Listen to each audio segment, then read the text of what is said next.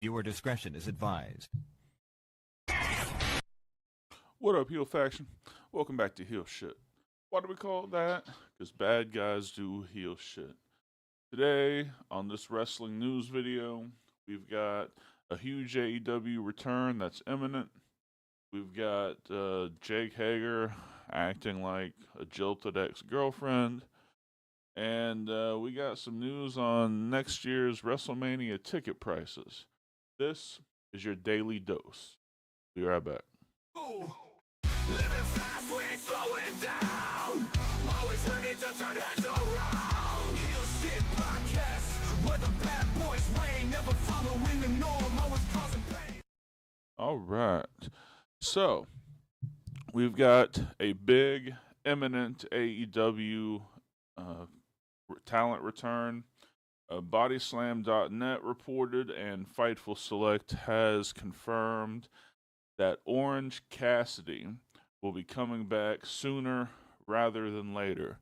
He's been off TV since about March, had a shoulder injury, had shoulder surgery, and now he is cleared and ready to come back anytime. Now, this is good news for AEW because they've essentially lost their top baby faces in the last week. As we know, Will Ospreay is going out for neck surgery. We also found out that Swerve Strickland is also going off, probably having knee surgery. So, with the thinning babyface roster, Orange Cassidy is coming back just in time.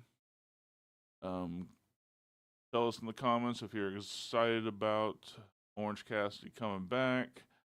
I know I am. I'm a huge Orange Cassidy fan. So, one source mentioned that unless there's a major setback, Cassidy is not expected to be out through the end of the year like many other injuries. He's coming back. No idea exactly when. But with the Swerve and Ospreay injuries, I would imagine he'll be back before too long. So, welcome back, Cassidy. I'm glad you're feeling better. Everything's good.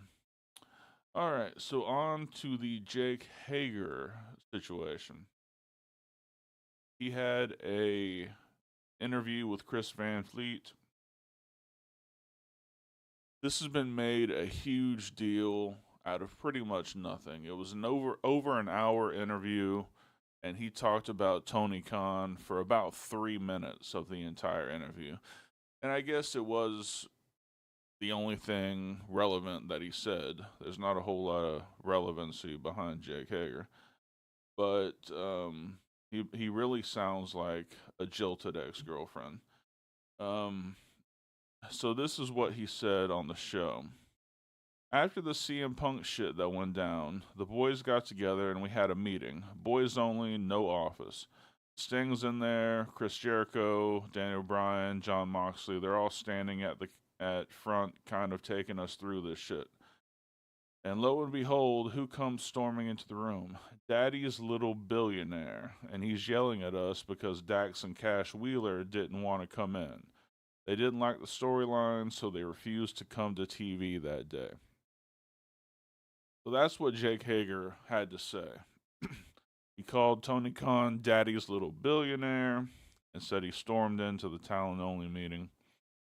Now, never one to back down, Dax Harwood addressed these interview remarks on X. He said, Cash and I were at the all-talent-only meeting that was called by Bryan, Jericho, and Mox. Tony never interrupted. Cash and I have never refused to show up to work. I dare to say, if you look at our schedule since Collision started, we're the most consistent talent that make both shows every week. I'm not really sure where this is all coming from, but it's mostly not true. Cash Wheeler then shared a screenshot of text message from Hager. Hager saying, I apologize if you're upset.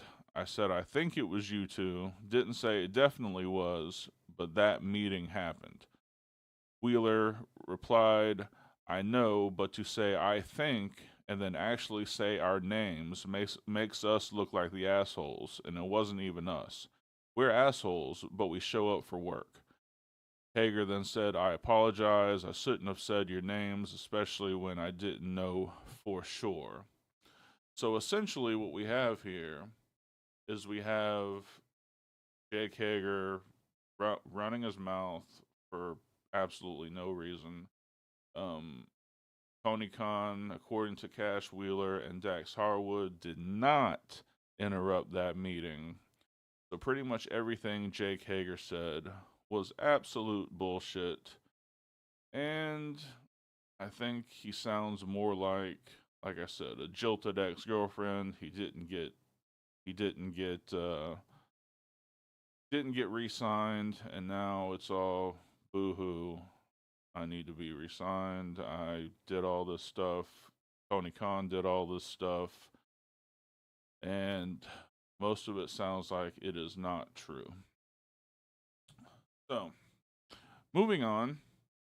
If you want to go to WrestleMania next year, you better start saving now. So, according to Ringside, the Row 1 package for 2 nights at this coming WrestleMania is currently costing over $70,000 per person. Let me repeat that. $70,000 per person. Who the fuck can afford $70,000 WrestleMania tickets? And that's just for the show for 2 nights. That doesn't include lodging, anything ancillary, all the food you're going to need for the weekend, everything. This could potentially be an $80,000 weekend for people wanting front row seats. The tickets themselves, $70,000 per person. And you might want to know, hey, what was this past year? Is this going to be in Vegas again? So this past year was in Vegas. What was the cost of those tickets? Those ringside tickets for Row 1 were about $22,000, which to me still seems completely unreasonable. But $70,000? Come on. You are literally pricing out the core base of wrestling. Your blue collar worker, your worker who spends, even $1,000 a ticket is a hard deal for them to come up with, and you're just completely pricing them out of WrestleMania.